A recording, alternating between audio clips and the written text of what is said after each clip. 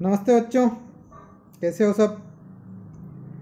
कक्षा 11 में आपकी जो पाठ्य पुस्तक है शाश्वती, वो पढ़ रहे थे। इसमें पार्ट 2 अपन ने कंप्लीट कर लिए प्रश्न उत्तरों सहित।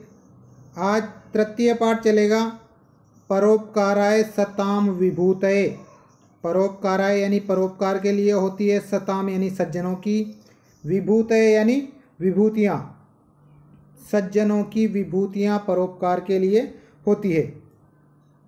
संस्कृत साहित्य में जातक कथाओं का अपना विशेष महत्व है। जातक कथाएं क्या होती है? भगवान बुद्ध के पूर्व जन्म की कहानियां। भगवान बुद्ध के पूर्व जन्म की कहानियां, उनको क्या कहते हैं? जातक कथाएं। तो ये जातक कथाएं संस्कृत में भी है और मूलतः पाली में थी। ये कथाएं मूलतः पाली में है। मुख्य रूप से किस भाषा में है? पाली भाषा में। ये पाली एक भाषा का नाम है। इन जातक कथाओं की संख्या कितनी है? 547। बोधिसत्व के कर्म दिव्य और अद्भुत है। बोधिसत्व यानी भगवान बुद्ध के कर्म दिव्य और अद्भुत हैं। उनका जीवन अलौकिक और आदर्श है। जैसा इस लोक में संभव नहीं है वैसा अलौकिक और आदर्श, जिसका सबको अनुकरण करना चाहिए, ऐसा है। इसी से प्रेरणा लेकर आर्यशूर ने जातक माला ग्रंथ की रचना की। जातक माला ग्रंथ की रचना किसने की? आर्यशूर ने। यह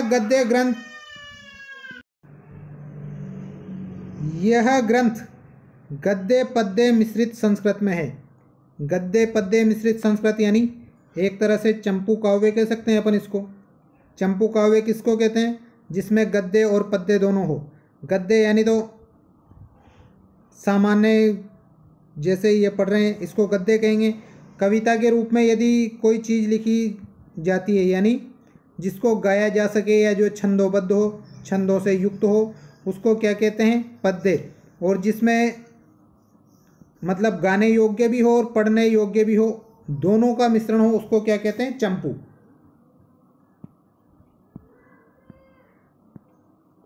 तो यह ग्रंथ गद्य पद्य मिश्रित संस्कृत में है।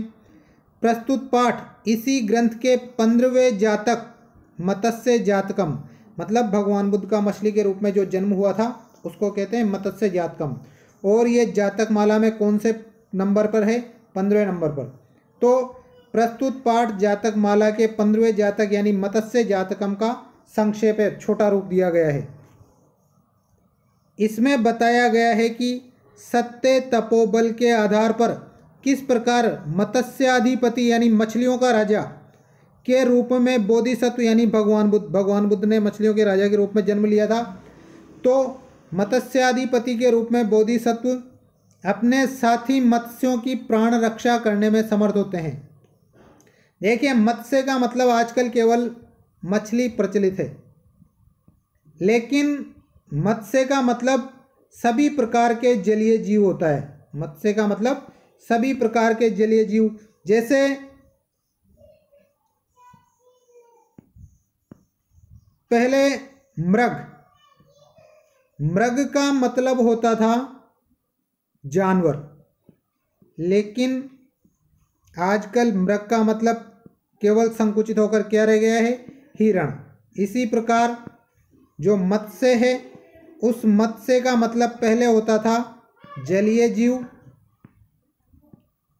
और आजकल केवल क्या रह गया है? मछली।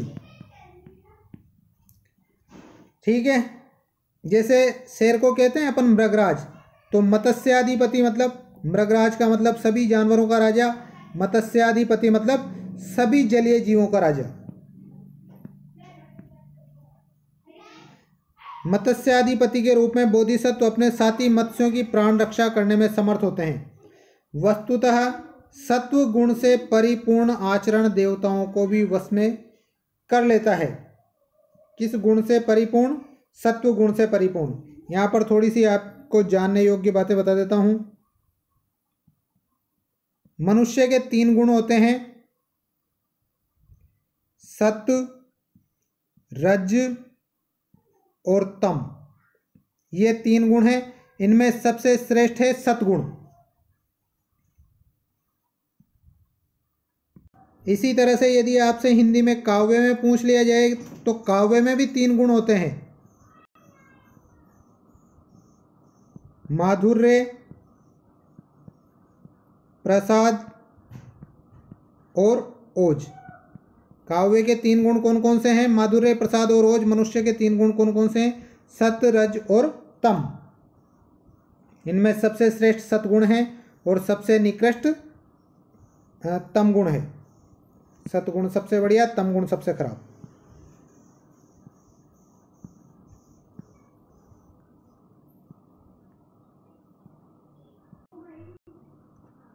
बोधिसत्व भगवान बुद्ध किल निश्चित रूप से कस्मिंचित किसी न अति महति। देखिए, अति महति यानी बहुत बड़ा, न अति महति मतलब जो बहुत बड़ा नहीं है, मतलब छोटा, ठीक ठाक कंडीशन का, ज़्यादा बड़ा नहीं। किसी जो ज़्यादा बड़ा नहीं है, ऐसे कमल कुवलय आदि। कमल यानी कमल और कुवलय यानी नील कमल। एक तो गुलाबी कमल होता है, एक नीला कमल होता है। तो गुलाबी कमल को तो कहते हैं कमल और नीले कमल को कहते हैं कुवलय। तो कमल कुवलय आदि कमल और नील कमलों आदि से विभूषित सलीले सुशोभित जल वाले हंस चक्रवाक आदि शोभित है। हंस और चकवा पक्षी आदि के द्वारा जो शोभित है। तीरांत तरु कुसुमाव किरणें, जिसके तीरांत यानी किनारों पर, तरु यानी पेड़ और कुसुम अवकीर्णें, कुसुम यानी फूल, अवकीर्णें यानी फैले हुए हैं या उगे हुए हैं। ऐसे सरसी सरोवर में मत्स्याधिपति बभूव। मत्स्याधिपति यानी मछलियों के राजा, बभूव यानी हुए। तो इसका मतलब क्या है? निश्चित रूप से भगवान बुद्ध किसी बहुत बड़े नहीं, मतलब छोटे से, कमल और नील कमलों आदि से परिपूर्ण, विभूषित सलीले सुंदर जल वाले, हंस चक्रवाक आदि शोभित है, हंस चकवे आदि पक्षियों के द्वारा जो सुंदर है, ऐसे, तथा तीरांत कुसुम अवतीर्णे, जिसके किनारों पर तरु यानी पेड़ और कुसुम यानी फूल फैले हुए हैं। ऐसे किसी सरोवर में मत्स्याधिपति बभूव, मछलियों के राजा हुए।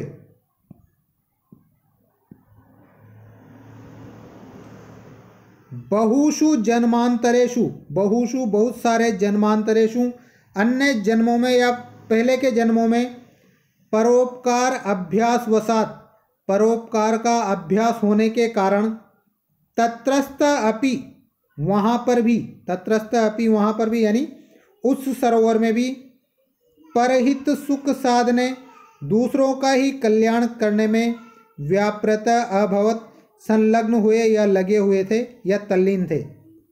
तो भगवान बुद्ध पहले भी परोपकार करते थे।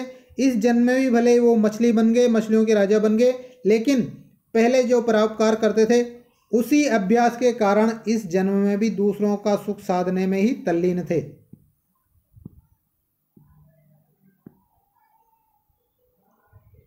इष्टानाम इव च स्वेषाम अपत्यानाम ऊपरी, इष्टानाम इव च, और इष्ट लोगों के समान ही, जो अपने प्रियजन होते हैं उनके समान ही, स्वेषाम अपत्यानाम, अपत्य यानी पुत्र या संतानें होती है, और राजा की संतान पूरी प्रजा होती है, अपने पुत्रों के ऊपरी ऊपर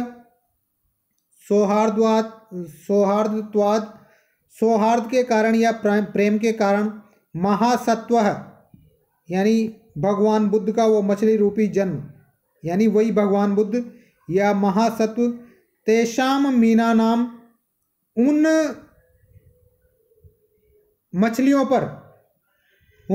पर दान प्रिय, दान यानी दान के द्वारा, प्रिय वचन और प्रिय वचन आदि कर्मों के द्वारा, परम अनुग्रहम चकार, अत्यंत उपकार किया। जैसे अपन अपने जो परिचित होते हैं उनके ऊपर उपकार करते हैं, इसी प्रकार भगवान बुद्ध ने यानी महासत्व, यहाँ पर बुद्ध को महासत्व कहा गया है और यही महासत्व कौन है? ये मत्स्याधिपति। उस महासत्व ने अपने अपत्या नाम यानी अपने पुत्रों पर, मतलब सारी मछलियों के ऊपर प्रेम के कारण उन मछलियों के ऊपर दान के द्वारा तथा प्रिय वचन आदि क्रमों के द्वारा परम अनुग्रह चकार अत्यंत उपकार किया। न अति महती, न प्लस अति महती, कौन सी संधि? दीर्घ। इसके बाद विभूषित सलिले,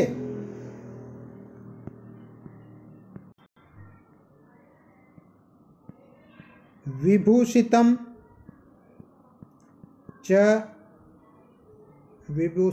च तत् सलिलम,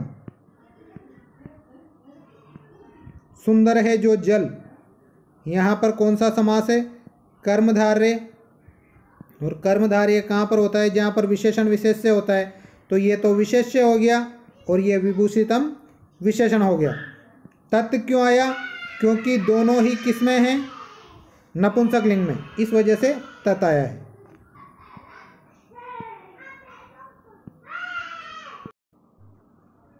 सरसी, इसमें कौन सी विभक्ति है? सप्तमी विभक्ति है, मतलब सरोवर में। क्या मतलब होगा इसका?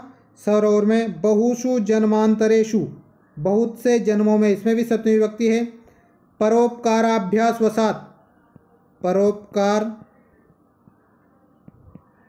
प्लस अभ्यास, कौन सी संधि? वही दीर्घ संधि।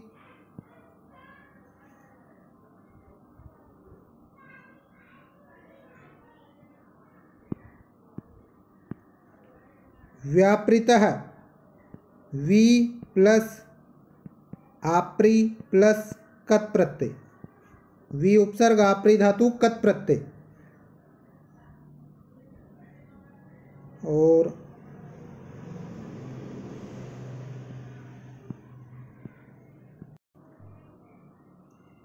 परोपकार में देखें, परेशान उपकारः, दूसरों का उपकार। षष्ठी तत्पुरुष समास है, इसमें ये षष्ठी विभक्ति आ गई है। यहाँ पर परेशान उपकारः, दूसरों का उपकार।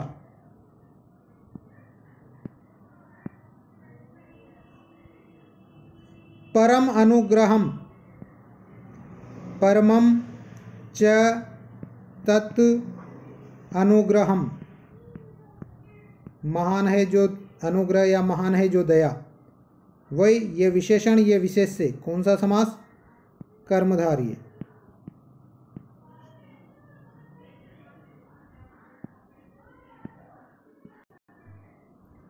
दूसरा पैराग्राफ देखते हैं। अथ, इसके बाद कदाचित कभी सत्वानाम भाग्य वैकल्यात, सत्वानाम यानी प्राणियों के, भाग्य वैकल्यात यानी भाग्य के उल्टे होने पर या दुर्भाग्य होने पर, प्रमादात च या लापरवाही के कारण, सम्यक अच्छी तरह से, देवताओं के न व वर्षे, वर्षा नहीं हुई। इसके बाद कभी प्राणियों के दुर्भाग्यवश या देवताओं की लापरवाही के कारण अच्छी तरह से बरसात नहीं हुई। मतलब एक समय ऐसा आया जिस समय बरसात नहीं हुई। वृष्टे अभावे, वृष्टे अभावे मतलब बरसात के अभाव में, तत्सरह वह सरोवर, कदम्ब कुसुम गोरेण, कदम्ब कुसुम यानी कदम के फूलों के समान, गोरेण स्वच्छ, नव सलिलेन और नए जल से, यथापूर्वम पहले के समान, न परिपूर्णम जातम परिपूर्ण नहीं हुआ या पूरा नहीं भरा। तो इसके बाद बरसात के अभाव में वह सरोवर कदम्ब के जो फूल होते हैं उस प्रकार के गोरे या स्वच्छ नए जल से पहले के समान पूर्ण नहीं भरा। बरसात ही नहीं हुई तो सरोवर कहाँ से भरेगा। क्रमेण च और इसी क्रम में उपगते निधाग काले, उपगते आने पर, निदाघ काले यानी ग्रीष्म ऋतु आने पर, दिनकर किरणें, दिनकर यानी सूर्य की किरणों के द्वारा, अभितप्तया धरण्या तपी हुई धरती, सूर्य की किरणों से धरती तपी हुई थी, तथा एक तो इस चीज से ज्वाला अनुगतेन एवं मारुतेन, दूसरी बात मारुतेन जो हवा है वह ज्वाला अनुगतेन इव मानो आग से ही परिपूर्ण हो, उस हवा के द्वारा, पिपासा वशाद इव तथा प्यास के वश से या बार बार पिए जाने से, प्रत्यय अहम आपिए माना, प्रत्यय अहम यानी रोजाना, आपिए माना पिए जाते हुए, ततः सर व सरोवर लघु पल्लवम इव अभवत, लघु पल्लवम इव मतलब छोटे से पोखर के समान, इव यानी समान, अभवत यानी हो गया। छोटे से पोखर के समान होने के क्या कारण हैं? पहला कारण अभी तप्तया धरण्या की धरती तप रही थी, इस वजह से। दूसरा कारण ज्वाला अनुगतेन एवं मारुतेन, मान लो हवा जैसे ज्वाला से ही परिपूर्ण हो या आग से परिपूर्ण हो। तीसरा कारण पिपासा वसाद इव प्रत्यय अहम आपिय मानम, प्यासवश जितने भी प्राणी होते हैं वह रोजाना उसको पीते थे या उसमें से पानी पीते थे, जिससे तत्सर व सरोवर लघु पल्लवम इव अभवत, छोटे से पोखर के समान हो गया, मतलब धीरे धीरे वो सूखता गया। तत्र स्थिता मीनाश्च, तत्र स्थिता और वहां पर स्थित, मीनाश्च मछलियां, जल अभावात, अलग अलग करके देखेंगे, जल अभावात जल के अभाव से, मृत प्राया इव संजाता, मृत प्राय के समान ही संजाता यानी हो गई, इव यानी समान।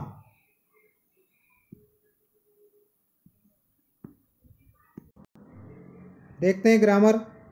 भाग्य वैकल्यात यानी कि भाग्य की प्रतिकूलता, भाग्य से वैकल्यात काके किया गया, तो विभक्ति कौन सी आएगी? षष्ठी। कौन सा समास होगा? षष्ठी तत्पुरुष। प्रमादात च, प्रमादात प्लस च, इसमें कौन सी संधि है? त वर्ग को पीछे के च की वजह से च वर्ग में बदल दिया है, और ऐसा किस में होता है? इच्युत्तु संधि में। इच्युत्तु संधि का वीडियो देखना, उसमें आ जाएगा समझ में। इसके बाद ये कदम्ब कुसुम गोरेण नव सलिलेन, दोनों में तृतीय विभक्ति है। कदम्ब कुसुम गोरेण ये विशेषण है, और नव सलिलेन ये विशेष्य है।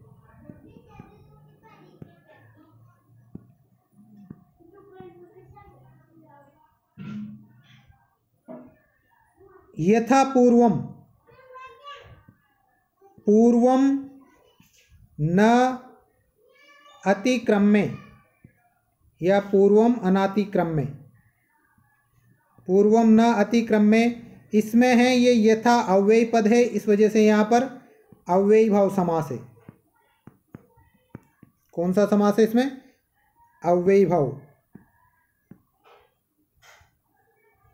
जातम जन धातु कत प्रत्यय,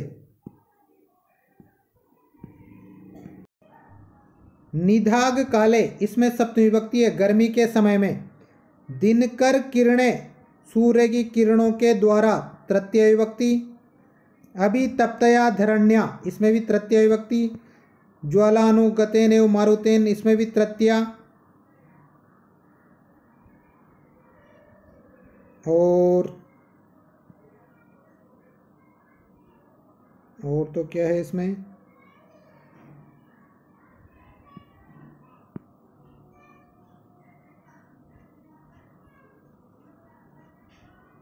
संजाता सम प्लस जन प्लस कत। प्रत्यय अहम अहन अहन प्रति, जैसे प्रतिदिन होता है प्रतिदिनम, उसमें होता है दिनम दिनम प्रति। प्रत्यय अहम, अहन का मतलब भी दिन ही होता है। अहन अहन प्रति यानी हर दिन।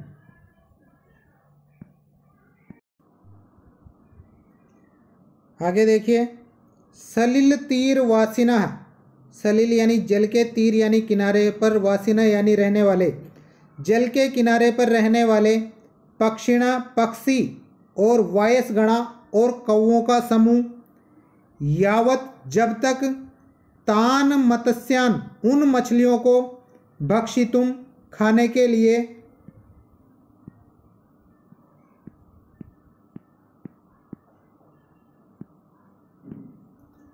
चिंतयन्ति इसमें विचार कर रहा था, तावद तब तक, विषाद देने वशगम दुख और दीनता को प्राप्त, मीन कुलम अवेक्षे उन मछलियों के समूह को देखकर, बोधिसत्व यानी भगवान बुद्ध, यहाँ पर भगवान बुद्ध किस रूप में, मछलियों के राजा के रूप में, बोधिसत्व करुणाय मानः करुणा से द्रवित होकर, चिंताम आपेदे चिंता को प्राप्त हो गए या चिंतित हो गए।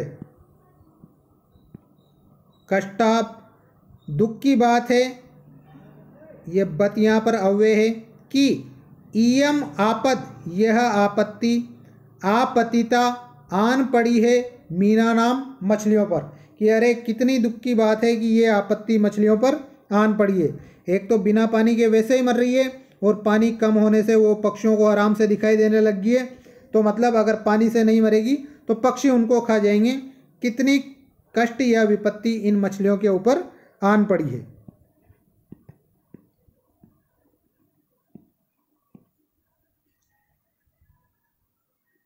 भक्षितुम, भक्ष प्लस तुमुन, भक्षितुम में भक्ष प्लस,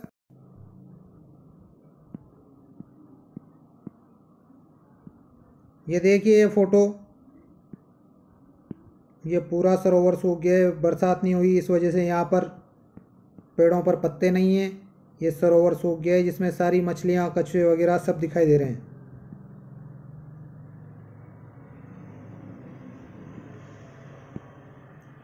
और क्या है,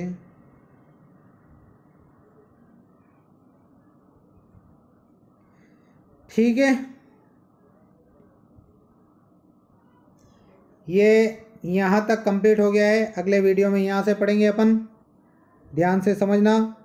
और जो इस पाठ परिचय में पहले कहाँ से लिया गया है, जातक माला से। जातक माला किसने लिखी है, आर्य शूर ने। आर्य, और जातक माला में कितनी कहानियाँ हैं,